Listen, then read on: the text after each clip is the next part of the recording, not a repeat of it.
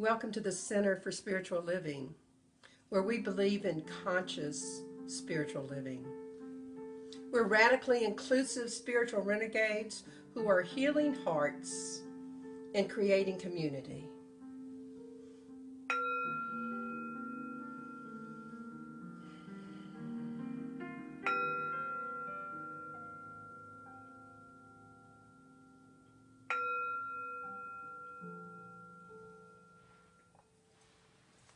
In this community, we encourage people to live in enthusiastic expectancy of all their good, their abundance, beauty, love, calmness, peace, health, ease, grace, joy. Let's begin with prayer. So just taking a deep breath in, allowing the music to flow through you, knowing that that music is one form of God.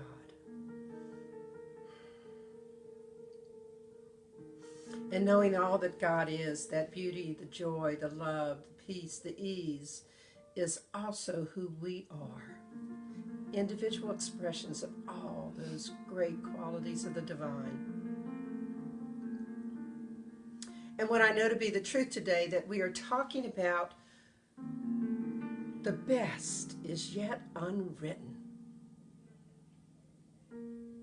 So I know that each of us is engaging in the fullness of life, recognizing that that life is eternal, that life is full of all the joy and the love that we could possibly imagine, and it's there for the asking. So I know that today there is something in the surface that's going to touch each of our hearts. Maybe it's the reading, maybe it's the meditation, maybe it's the message. But we come together as community today to lift each other up, to rise up to the fullness of who we are. And I am grateful. I'm grateful for this community that I have that supports me. I'm grateful for this opportunity to come into your home today and Facebook Live. And I'm grateful to know that the God without is the God that lives within each of us, encouraging and loving and allowing us to listen to that still small voice that lives within. So I just release all of this into the law of mind, spirit, and action because I know the truth. The divine has already seen all of this beauty that we've planted in this community and has already said yes. So I can just say amen, and we affirm it together, and so it is. So we've been beginning with meditation. So I encourage you just take a deep, nourishing breath to get comfortable where you are.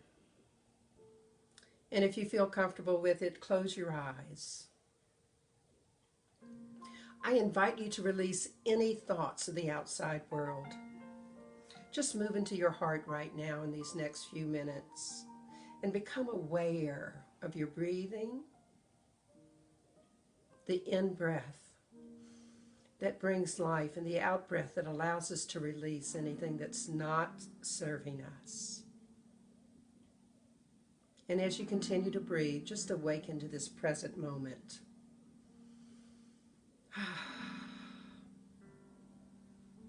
So I'm going to invite you today to think of something that you still want to do in your life. Perhaps it's visit the pyramids. Perhaps it's become a more patient person. Whatever that might be, make it something you've not yet completed. In The Science of Mind, Ernest Holmes, who's our founding father, says, follow the inward gleam of your consciousness. Follow the inward gleam of your consciousness.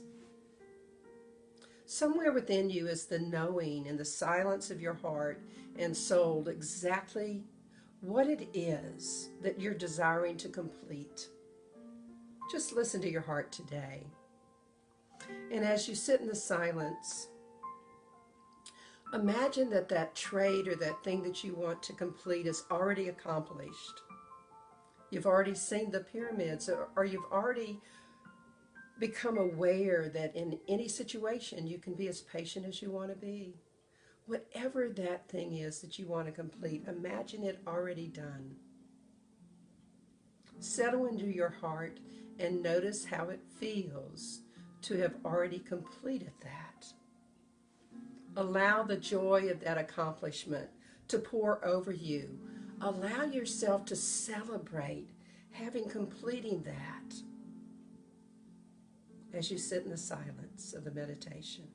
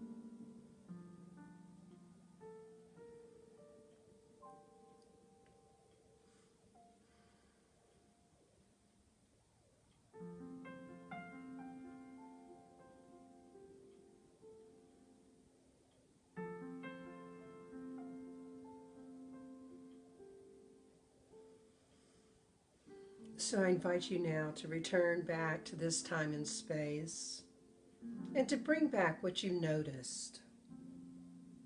The joy you felt pouring through you as you completed whatever the trait or the task is that you had desired to complete. And allow that joy to settle into your body, into some part of your body, so that you deeply know in the cells of your own being that it's possible. And so it is. So this is the time in our service when we celebrate and we heal. So I just invite you to say out loud some celebration that you want to celebrate today. If it was a birthday in your family, or if it was something that happened to you this week that was particularly wonderful.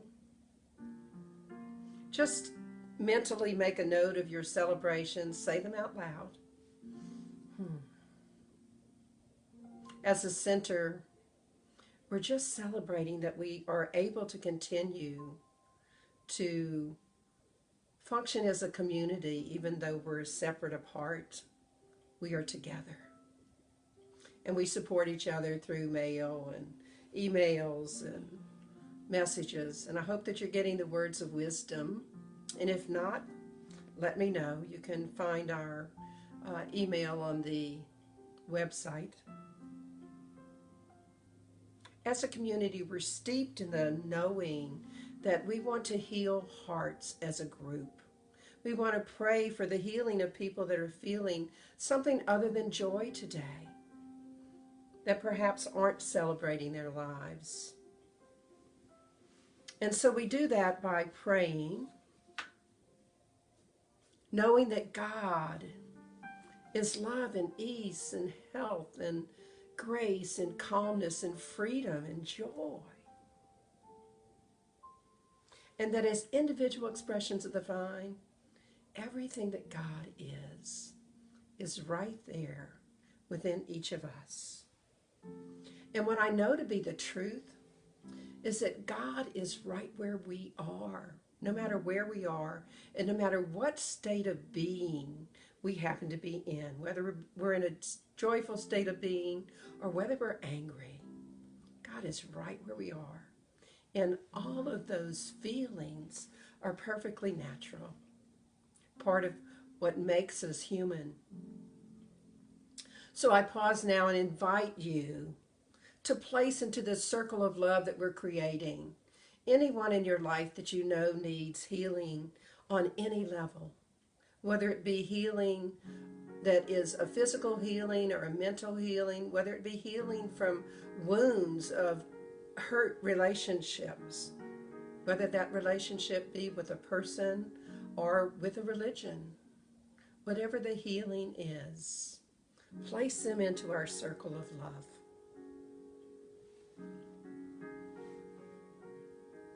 And as we pause right now, each person, just open up your heart and send out love to all of the people that are in this circle that we've just created.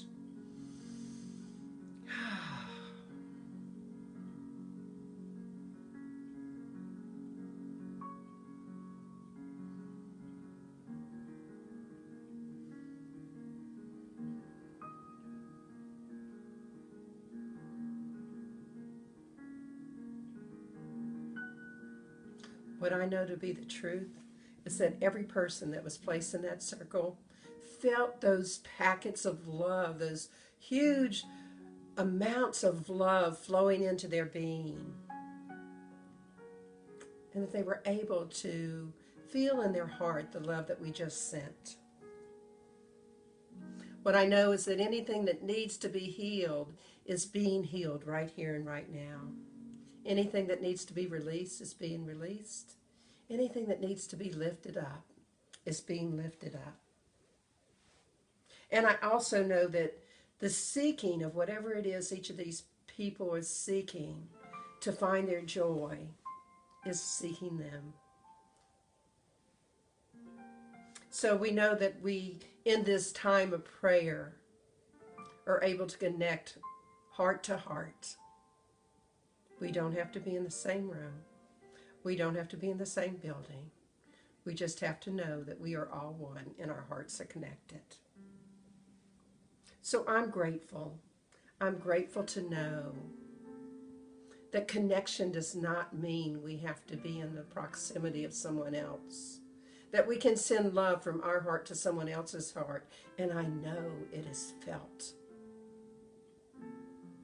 And it's from the gratitude of knowing all of that I release these words into the law of mind, spirit, and action, knowing that it's already been called good and that all of this healing has already been done in the divine. So I release it, I let it be, I say amen. And as a community, from this circle of love, we affirm it together. And so it is. So this is our time in the service where we read something that's associated with the service. And I'm so grateful to have Debbie Barnett here. She comes on Sundays and helps us and helps run the system so that we can have a service that isn't too messed up. And today our reading is from the 365 Science of Mind, and it actually happens to be the reading for today, for May 17th. Good morning. The Lord is my strength and my shield. Therefore my heart greatly rejoices, and with my song I praise him. God cannot withhold anything from me. That which God is, God has given fully unto me to enjoy. The life of God is perfect. It is eternal. It is the essence of all things. That life is God's gift to me. Therefore, this fullness is within me. ready to manifest through me as I partake of it. Since I am self-choosing, even though divinely endowed, I partake of my divinity only as I let it through. I am always in the midst of plenty everywhere. I now consciously begin to draw upon the life that is mine.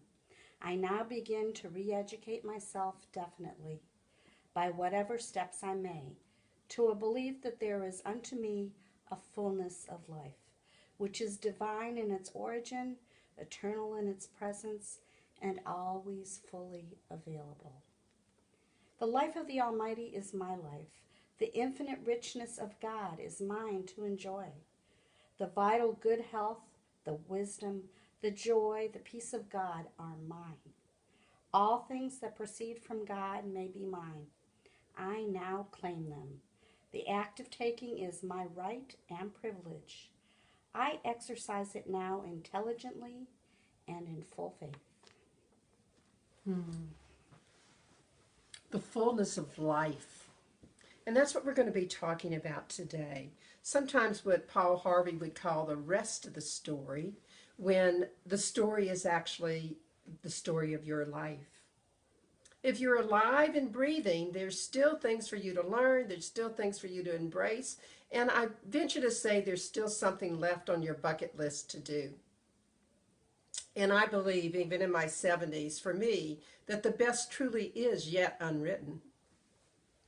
So today we're going to explore that. And the question of today is this: what's the one choice you might make today to recognize the fullness of life is yours, and that every day, in every way, you're becoming more of who you came here to be? So that's a good question. Let's state it one more time. What's the one choice that you can make today to recognize the fullness of life is yours, and that every day, in every way, you're becoming more of who you came here to be? Wow, more of who we came here to be.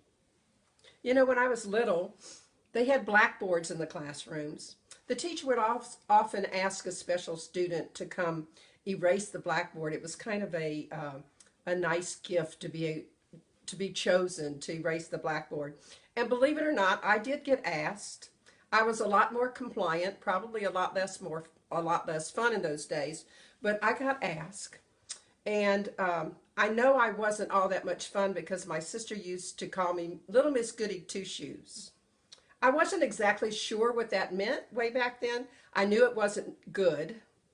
And so, true confessions, I got to thinking about this week, and I went and looked it up because I was curious. And it actually came from a nursery rhyme. The nursery rhyme is called The History of Goody Shoes. It was from the 18th century and written by an Irish-born English poet named Oliver Goldsmith. Now, Goody was a poor little girl, and she only had one shoe. And at some point in the story, somebody gave her a pair of shoes. And so she went around saying to everybody, "I have two shoes. I have two shoes." And what happened was they started calling her Goody Two Shoes. As she grew up, she became a wealthy woman. And in nursery rhyme character, she used her wealth for good. So if you look up Goody Two Shoes today, it says a person who is affectionately good or proper, a person who is uncommonly good. And then it goes on to say, because over time, the phrase got to be a little bit more negative, maybe just a mite too good and a bit too optimistic or a tad too nice. And I'm sure that's the connotation that my sister was using when she talked about me.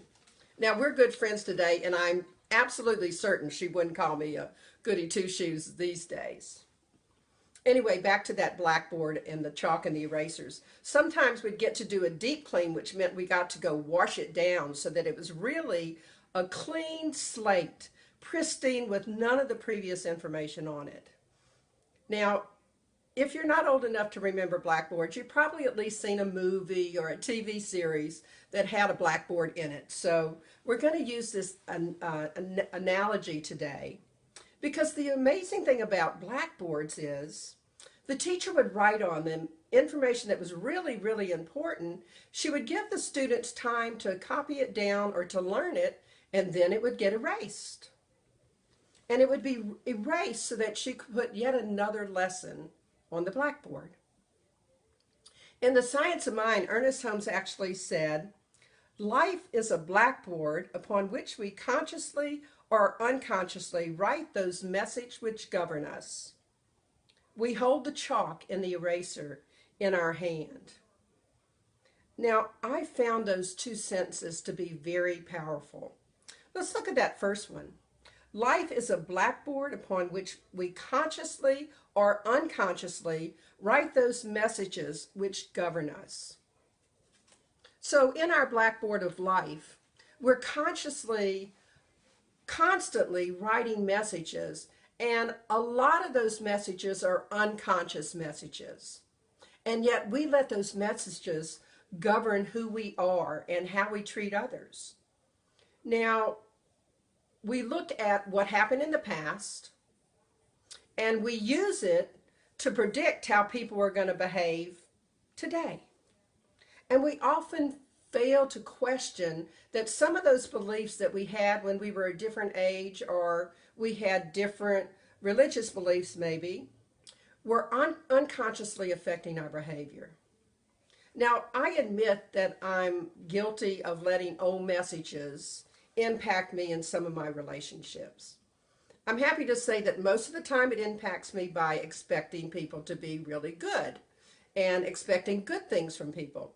But there are a few people in my life that push my buttons, and I let those past history of the things that were written on my blackboard a while back to impact how I treat them today. And it's typically with people who matter to me in my life. We take some incident that was on our blackboard a long time ago, and we write it over and over again. And we write it over and over again to the point that we think it's the truth, or that the situation is going to be the same, and we don't get to the conscious behavior of really looking at what's going on now. And off we go down the judgment path of life. So I'm going to invite you this week to kind of look at what messages you've written on your blackboard of life. The good news is that the second sentence in that quote gives us a way out of using those unconscious messages, because the second sentence said, we hold the chalk and the eraser in our hand. Let's pause for how profound that is. We hold not only the chalk, we hold the eraser in our hand.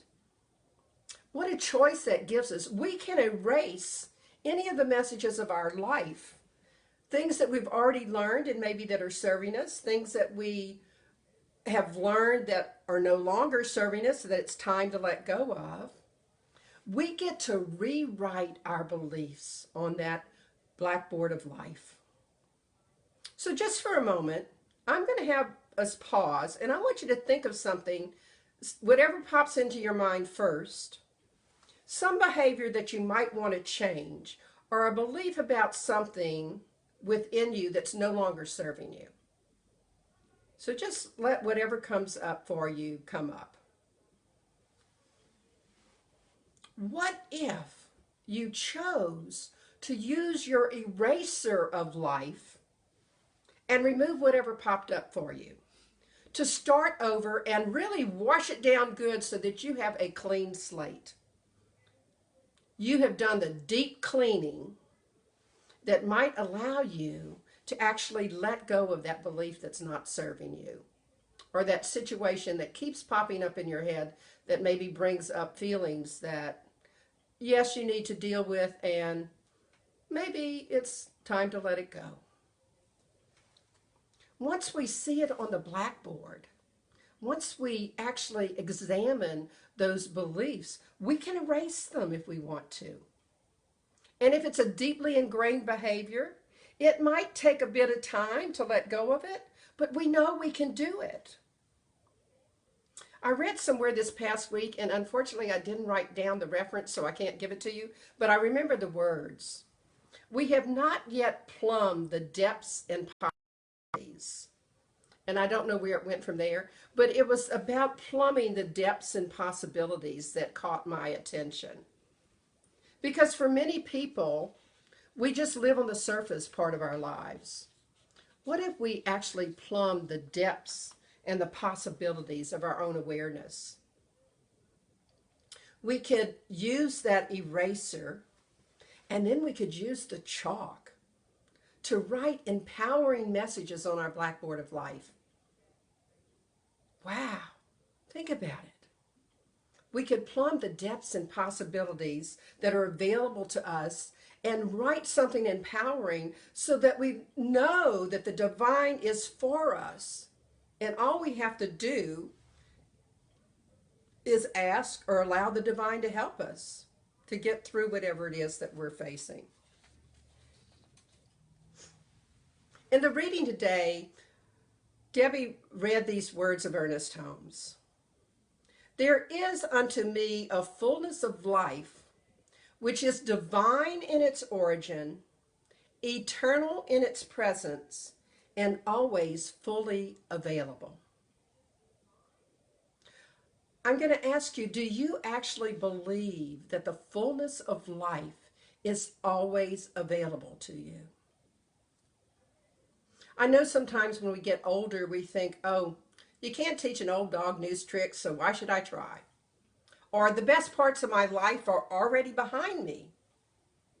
I want you to stop that thought. I want you to erase those thoughts that limit who you are, that don't allow you to plunge into the possibilities that life has to hold for you.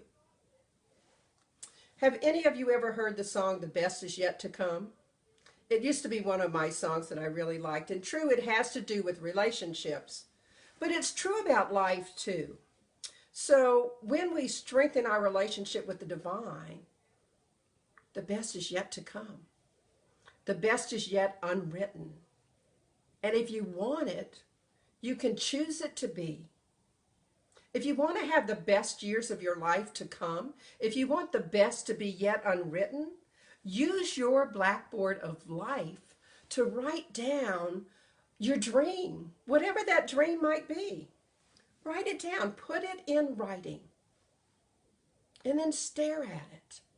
That's what the little kids do. They stare at the blackboard, and sometimes we're confused about what we see on the blackboard.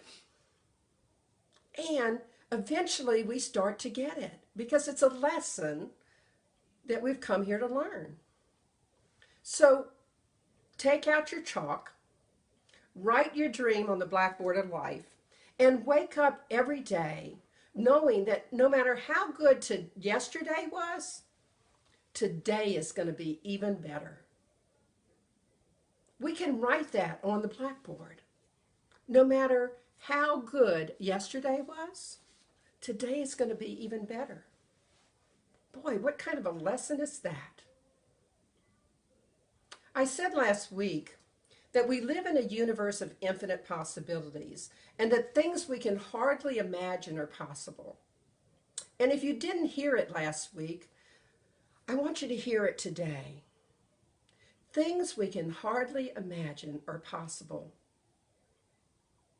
Believe in the fullness of your life. Write the rest of your life story the way you would love your life to be. Erase any parts of the story that aren't working for you. There were a lot of famous people that actually lived in our time, and some that lived slightly before us. Ray Kroc actually went to the McDonald's brothers and said, you ought to franchise this one little burger chain that was in San Bernardino. He was 50 years old plus, and he was a struggling milkshake machine salesman. And yet he convinced these brothers to go buy land and to franchise McDonald's. Well, you know where that went.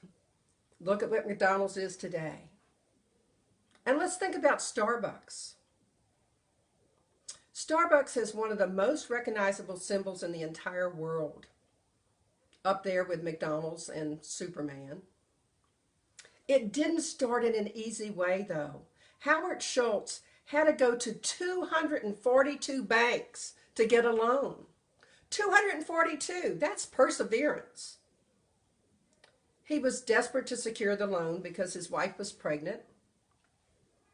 He finally found a doctor and a couple other investors that were willing to invest in him because he persevered, and he knew what he had written on his blackboard of life was, I want to start this Starbucks chain. And what about the Colonel? We all know Colonel Sanders, and all of us probably know that he didn't even start Kentucky Fried Chicken till he was getting Social Security checks. Now, that's a time in your life where you're actually working on other things. Most of us, a lot of us, are starting to think about slowing down, and here he was, starting a new chain. Thomas Edison didn't live in our lifetime, but he took over 1,000 times to actually create the light bulb, and all he said was, I know another way that it's not going to work. What if we looked at people like these people and people like Walt Disney? Did you know that Walt Disney was fired from an animation company because they said he wasn't creative enough? And with his last few dollars, he invented Mickey Mouse, and lots of people told him, that's going to fail. Mickey Mouse, really a mouse? How is that going to have any, connection with people? But he persisted, and we all know about Walt Disney and his big parks and how that's worked around the world. So learn to take calculated risk. Stop doing what you don't love doing and do what you love. Write on that blackboard of life what it is you want to do, what it is that you would love your life to look like, and then focus on that and persevere. Because that's the way that you're going to end up in a place where you actually have the life that you want to live.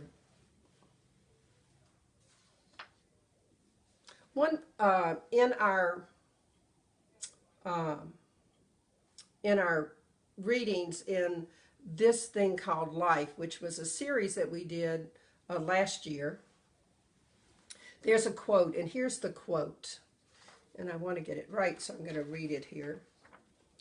There is an infinite reservoir of life within us. We may block its passage, we may shortcut its circuit, but the reservoir is still there, and the flow is always ready to resume its course when we reopen the channel.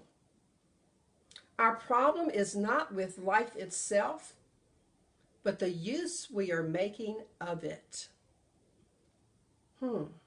So maybe instead of becoming victims of old beliefs and old behaviors, we stop blocking that reservoir of life. We start using our eraser so that we can start researching the things that we want to quit doing and how we can get help if we need to stop doing those things. And we start using our blackboard to write down the things in our life that we would love doing, the things in our life that we're passionate about, like Schultz was with Starbucks, or Walt Disney was with his parks and with Mickey Mouse. And just on a final note, when we think about the best is yet unwritten, that requires us to actually recognize that maybe there's some times that we might need help, and we could ask for help. If there's something that's on your blackboard that keeps showing back up, some unconscious behavior or some unconscious trait that you want to get rid of, ask for help. Jesus always said, ask and it's given. So we can ask the divine. We can ask our friends to help us. I do recommend that you go to somebody you can trust. That's usually a good thing when you're asking for help. But above all, persevere. Life was never meant to be as hard as we make it. But if we persevere, we can still have the best yet unwritten. In the reading today, you also heard, the infinite richness of God is mine to enjoy. The infinite richness of God is yours to enjoy. Write it on the blackboard of your life. The infinite richness of God is mine to enjoy. Wake up every day knowing that no matter how great yesterday was, today can be even better, and that the best is yet unwritten. So let's pray. We just move into this time of recognizing that the infinite richness of God is each of ours. That all that God is lives right within us. What I know to be the truth today is that you'll be aware of what you're writing on your blackboard of life. That you can learn to erase those things that are unconscious messages that aren't serving you, and write the conscious messages on your life about the fullness of life being yours. I know that for each of us, no matter how wonderful our life has been up until now, the best is still unwritten. So I'm grateful. I'm grateful that I really do believe that the best is yet unwritten. I'm grateful that I really do believe that the fullness of life, the richness of God, is mine for the asking. And it's from all that gratitude that I release these words into the law of mind, spirit, and action, because I know the truth, that the best is yet unwritten, and that God has said yes to that, and yes to whatever it is that we write on our blackboards that we want to complete in our lifetime, or that gives us joy or brings love and peace and calm into our lives. So with the divine yes, I can just let it be. Know that God is doing the heavy lifting and I can just enjoy my life. I say amen, and we affirm it together, and so it is. So this is our time in our service where we actually ask for donations. So we have a blessing that we say, from the love of pure spirit within me, I bless this gift. I send it forth to heal, bless, and prosper. It does good work in the world and returns to me multiplied abundantly. And there's a lot of ways that we have provided for you to be able to give to the center. There's a donate button on our website. You can use Zella or Venmo, and the number for that is 225-287-8887. You can text your amount to 225-320-5100, or you can mail a donation to the Center for Spiritual Living in care of Reverend Larry Marie Heil, 445 Magnolia Wood Avenue in Baton Rouge, 70808. All of that information is on our website if you didn't catch it now, but we appreciate all of your donations. It's helping us to pay our rents, and we can come back together as a community when the world is back open again and it's safe for us to be as a community. And I'll be keeping you informed on that. I also want to invite you, if you aren't getting the words of wisdom, to go out to the website and sign up for our newsletter, and I will add you to the words of wisdom list. In addition to the donations, we do still have community time. It's in we do it by a live discussion on the phone. And we do it at 11:30, so it gives you a little bit of time to take a short break and then call into the conference line. The conference line is 515-604-9000. That's 515-604-9000. And the participant code is 475220. So join us at 11:30. It's always a great discussion. We talk about the service and we talk about the topic of the service, and then we typically we do a process to help you actually embody what was going on in the service and the message of today. So this is the end of our time together, and I just want you to remember that Disney claims to be the happiest place on earth, but the Center for Spiritual Living in Southeast Louisiana is definitely the most joyful. We get together, we have fun together, we encourage each other to have conscious spiritual living, and we come together to help each other to know that we can write on our blackboards that the best is yet unwritten.